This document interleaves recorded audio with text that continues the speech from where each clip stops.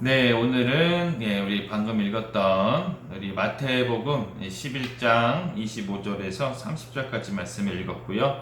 또 우리 오늘 나눌 본문의 내용은 그 위에 있는 11장 20절부터 그 말씀의 내용을 함께 좀 나눌 겁니다. 그래서 오늘 우리가 나눌 말씀의 그 내용에 정리를 해보면 이렇습니다. 자, 예수님께서 권능을 많이 베푸셨습니다. 고라신, 벳세다, 가버나움에서 예수님께서 여러 가지 기적들을 행하셨는데 이 고을들 사람들이 회개치 않자 예수님께서 책망을 하셨습니다. 그리고 난 다음에 오늘 읽은 말씀처럼 지혜로운 자에게는 숨기시고 어린아이에게는 나타내심은 하나님의 뜻이다 라고 얘기하고, 수고하고 무거운 짐진 자가 주님께 오면 쉼을 얻게 되며 또 주님의 멍에는 쉽고 그분의 짐은 가볍습니다 라는 그런 말씀의 내용들을 우리에게 전해주셨습니다. 자, 먼저 여러분들 한번 보십시오. 20절 말씀부터 보면은 예수님께서 책망을 하셨습니다. 책망을 하셨어요. 그래서 예수께서 권능을 가장 많이 행하신 고을들이 회개하지 아니함으로 책망하셨대요. 자, 여러분들 예수님께서는 굉장히 치유라든지 굉장히 기적적인 그런 사역들을 많이 베푸셨습니다. 그런데도 불구하고 사람이 그러니까 예수님께로 회개하고 변화되지 않았다는 것이죠. 자, 여러분 한번 생각해 보세요. 우리 모든 다 기적을 바랍니다. 그렇죠? 다 우리 삶 속에서 어떤 어려움과 아픔과 그런 고통이 있을 때 다 기적을 바랍니다. 기적적인 일들을 다 바랍니다. 이건 누구나 다 똑같이 그럴 거예요. 그런데 여러분들 이 기적이 사람을 변화시킬 수 있을까? 한번 생각해 보세요. 기적이 사람을 변화시킬 수 있을까? 근데 여러분들 한번 우리 성경 속에서 보면 하나님의 기적적인 일들을 가장 많이 경험한 사람들이 누굴까? 한번 생각해 보세요. 우리 성경 속에서. 그러면 머릿속에 떠오르는 사람들이 있을 거예요. 여러분 출애굽한 이스라엘 백성들입니다. 여러분들 출애굽할 때 그 상황을 한번 생각해 보세요. 모세를 통해서 여러분들 애굽의 바로와 애굽 나라에 10가지 재앙을 내리셨습니다. 엄청난 기적적인 일들이죠. 아마 그 중에 한 가지라도 봤으면 정말 놀라고 까무러칠 것 같은 기적들이에요. 그 10가지 재앙을 이스라엘 백성들이 보는데 하나님께서는 다 기적적인 일들을 보여주셨습니다. 이루셨죠. 그러면 광야에서 한번 보십시오. 광야에서도 불기둥과 구름 기둥, 정말 생각만 해도 정말 황홀할 것 같아요. 우리가 가는 길에 하나님께서 불기둥으로 따뜻하게 해주시고 구름 기둥으로 시원하게 해주시고, 만약에 오늘 지금 같은 우리 무더위 속에서 다른 사람은 모르겠고 내가 가는 길마다 하나님께서 구름으로 내가 가는 곳마다 시원하게 이렇게 해주신다 그러면 얼마나 놀라겠습니까? 정말 황홀하겠죠. 그리고 여러분들 한번 보세요. 모세를 통해서 홍해를 가르쳤습니다. 저번에 한번 출애굽기 나눌 때 말씀을 드렸잖아요. 뭐 1, 2km 갈라진 게 아니라 적어도 16km 정도는 옆으로 홍해가 갈라진 거예요. 그래야 이스라엘 백성들이 그 단시간에 다 건너거든요. 그러니까 이거는 우리가 입을 다물 수 없고 정말 상상도 못할 만한 기적을 이스라엘 출애굽 1세대 이스라엘 백성들에게 보여주셨습니다. 그 후도 여러분 보세요. 시내산에서의 일들, 또 여러분들 반석에서 물을 내신 일들, 정말 수도 없이 그 출애굽 1세대 이스라엘 백성들의 기적을 보여주셨습니다. 근데 여러분들 결국에 그들이 어땠죠? 변화됐을까요? 아쉽게도 여러분들 가나안 땅에 들어갈 수 있었던 사람은 여호수아뿐이 없었습니다. 그러니까 출애굽 2세대가 결국엔 들어갔잖아요. 출애굽 1세대는 하나님의 마음을 많이 속상하게 했어요. 그렇게 많은 기적적인 일들을 보여줬는데도 우리가 출애굽기 읽어보면 계속 불평하잖아요. 뭐 좀만 생기면 불평하고 막 원망하고. 여러분들 이런 걸 보면 기적은요 우리 사람을 변화시킬 수는 없습니다. 우리 사람을 변화시키는 것은 다른 데에 있는 거예요.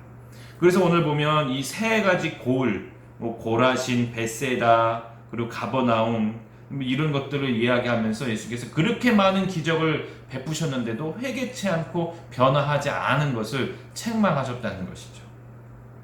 그렇다면 여러분들 우리 사람을 무엇이 변화시킬 수 있을까?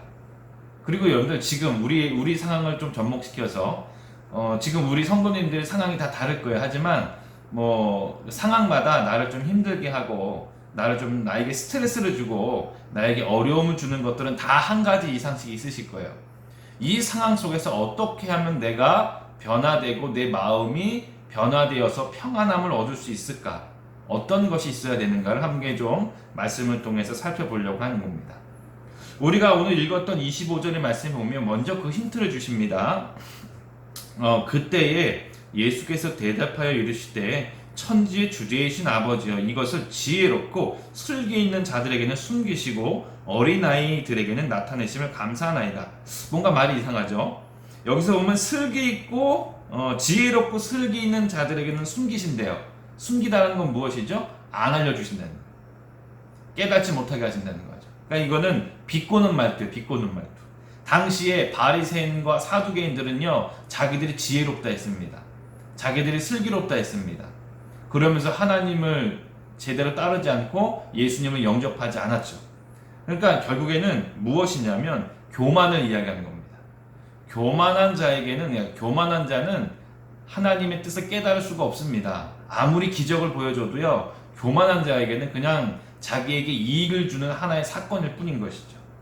기적을 경험하면서 정말 진실로 깨닫는 자는 누구냐? 이 어린아이들과 같이 겸손한 자들입니다. 주님이 우리에게 기적을 베풀어 주시고 혹여나 우리에게 은혜를 주셨을 때 그것을 겸손하게, 그러니까 이거예요. 내가 이것을 하나님의 기적과 하나님의 은혜를 받을 만한 가치가 그런 존재가 아닌데 얼마나 내가 이렇게 하나님 앞에 서기도 부끄러운 존재인데 하나님께서 나에게 이런 은혜를 주셨을까? 라고 이렇게 겸손한 어린아이들과 같이 겸손한 자에게는 하나님께서 깨닫게 해주시고 또한 보여주신다는 것이죠.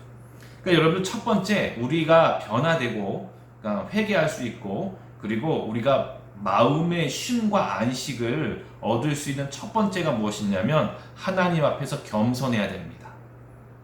곧 이 겸손은요 하나님을 나의 주인으로 인정하는 거예요. 나의 통치자로 인정하시는 겁니다.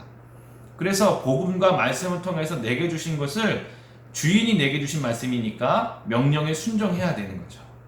이것이 첫 번째 우리가 변화될 수 있는 길이라는 것입니다. 자, 두 번째는 보면은 우리 그 내용을 쭉 보시면 그 밑에 우리가 많이 들었던 말씀이야. 우리가 집에도 액자가 많이 걸려있는 말씀 중에 하나죠. 정말 우리 기독교인들, 우리 그리스도인들이 좋아하는 말씀이기도 합니다. 수고하고 무거운 짐진 자들아 다 내게로 오라 내가 너희를 쉬게 하리라 라는 말씀이죠. 자, 여기서 보면 여러분들 수고하다는 것은 어떤 뜻이냐면 첫 번째 육체적으로 굉장히 지쳐 있어요. 그러니까 많은 노동, 많은 일을 해가지고 육체적으로 지쳐 있는 것을 표현하고요. 두 번째로는요, 감정적으로, 그러니까 우리 마음적이죠. 감정과 마음적으로 용기를 잃고 힘들어하고 낙담해 있는 상태를 이야기합니다. 그러니까 수고하다라는 것은 지금 예수님께서 말씀하신 거 너희가 육체적으로도 지치고 피곤하고 마음적으로 감정적으로도 힘들고 어려운 그것을 이야기하시는 것이고 무거운 짐진 자는 짐진자는 누구냐면 그러니까 이 뜻을 좀 풀이하면 다른 사람이 나한테 짐을 얹힌 거예요. 내가 스스로 짐을 지은 상태가 아니고 이 단어는 다른 사람이 나한테 짐을 지어버렸어요. 이렇게 무거운 짐을. 이거 얼마나 힘들겠습니까? 당시에 여러분들 어떤 것을 빗대어서 얘기하신 거냐면 바리새인들과 서기관들, 당시에 이제 종교적인 지도자들이요 이스라엘 백성들에게 무리한 율법적인 관행들을 요구하고 있었습니다. 너무 무거운 짐인 거예요. 율법이요 너무 무거운 짐이 돼버리는 거예요. 이 율법을 하나라도 지키지 않으면 이 사람들이 손가락질하고 이 사람들이 하나님을 제대로 믿지 못한다고 비난하고 손가락질하며 어찌 보면 바리새인들과 서기관들, 사두개인들은 진짜 하나님을 제대로 섬기지도 못하면서 일반 백성들에게 이 율법의 무거운 짐을 이렇게 지워버리는 거예요. 그래서 이 당시의 사람들이 얼마나 피곤하고 지쳐있어 있는가 예수님께서 그걸 보시는 거죠. 그래서 수고하고 무거운 짐진 자들아 라고 이제 말씀하신 표현은 어떤 거냐면 당시에 뭐 정치적으로도 로마의 압박 속에서 또 유대인들 안에서 율법적인 압박 속에서 육체적으로 정신적으로 지치고 쇠잔해진 사람들 이 사람들을 지금 가리키고 있는 겁니다. 여러분 지금 우리는 어떻습니까? 우리도 비슷해요. 우리도 비슷합니다. 여러분들 우리 학생들을 제가 상담하면 학생들은요 학업 때문에 굉장히 스트레스를 많이 받고 우리나라는 이렇게 학업이 경쟁이 심하잖아요. 그리고 여러분들 청년이 되면 어떻습니까? 취업 준비 때문에 정말 스트레스 많이 받습니다. 또 여러분 우리가 뭐 취업을 해서 또 결혼을 하면 어떻습니까? 또 이제 내 집 장만은 어떻게 해야 되냐?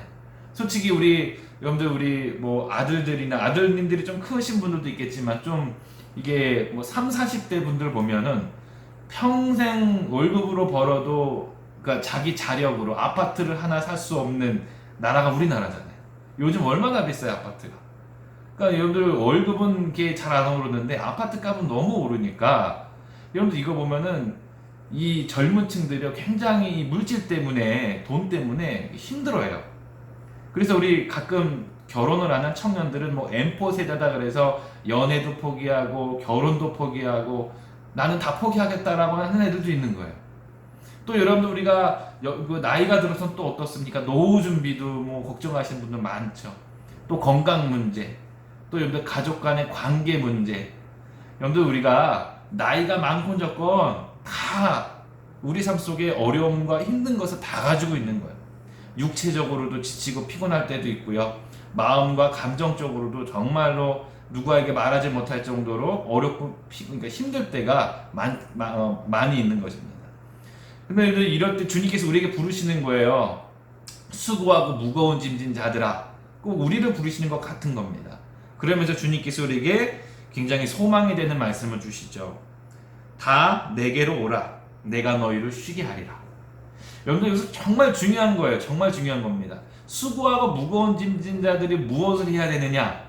어떻게 해야 변화를 받고 어떻게 해야 마음의 쉼을 얻느냐? 안식을 얻느냐? 정말 중요한 겁니다.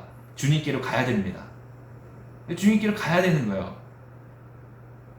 이게 정말 우리가 주님 앞에 다가가는 거, 기도하는 거, 말씀 보는 거, 주님을 찬양하는 거, 여러분들 뭐 교회나 가정이나 어디서든지 우리가 주님을 경배하는 거, 이 모든 것이 주님께 다가가는 겁니다.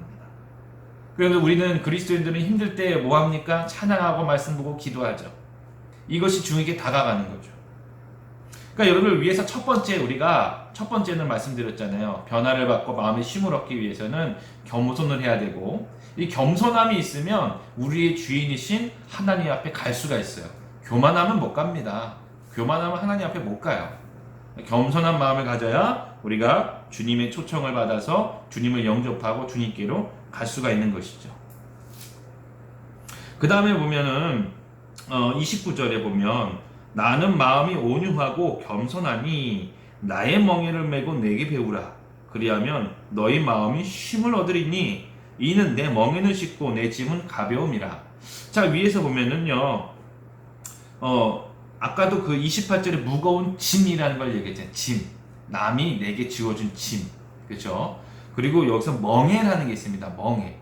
여러분들 멍에라는 것은 무엇이냐면 당시에 이 유대인들 안에서도 전통적인 모세 율법을 내가 가지는 것을 멍에로 진다라고 이렇게 생각을 했어요. 그러니까 멍에라는 것은 이제 그 소를 이끌 때 이 고개 위에다가 이렇게 얹혀가지고 이제 방향을 잡아주는 그런 역할을 했잖아요. 근데 당시에 이 멍에는 무거운 짐 같은 거였어요. 이스라엘 백성들에게. 그러니까 율법은 굉장히 무겁고 지치고 힘들게 하는 멍에와 같았어요. 그런데 주님께서 말씀하시기로는 자, 나의 멍에를 메고 내게 배우라라고 이야기하는데 30절에 내 멍에는 쉽다. 그리고 내 짐은 가볍다 라고 해요. 내 멍에는 가볍고 쉽다 이거예요. 그러니까 그 유대인들이 가지고 있는 율법인데 예수님의 율법은 무엇이죠? 복음입니다. 복음. 율법을 완성한 사랑의 그 기초로 완성한 바로 복음이 예수님의 멍에라는 것이죠. 자, 우리가 세 번째입니다. 우리가 변화를 받고 마음의 쉼을 얻기 위해서는 무엇이 필요하느냐? 주님의 복음, 그 말씀을 내가 간직해야 됩니다. 믿어야 됩니다. 그래야지만 그 복음과 말씀이 내게 깨달음을 주시고 내게 그 깨달아 주신 그 말씀들은 내게 영혼의 영향이 되고 내 마음이 평안하면 내 육체가 평안한 것처럼, 그렇죠? 바로 이 모든 것들이 주님 안에서 강건하게 될 수 있다라는 것을 우리에게 말씀해 주시고 있는 거죠. 바로 29절에 나는 마음이 온유하고 겸손하니, 온유하다는 건 뭐죠? 따뜻하다는 거죠. 여러분들 당시에 유대인들의 율법은 냉철했습니다. 따뜻한 게 아니라 냉철했습니다. 근데 주님은 어떤 거죠? 복음이라는 것은 예수님 자체는 사랑 그 자체이기 때문에 따뜻하죠. 그리고 겸손하다는 것은 우리를 창조하시며 우리의 주인이심에도 불구하고 우리의 제자들의 발을 씻기신 것처럼 우리를 섬겨주시고 우리를 챙겨주신다라는 것을 말씀을 통해서 우리에게 주시고 있는 겁니다. 그런데 오늘 우리가 말씀을 요약하면 이렇습니다.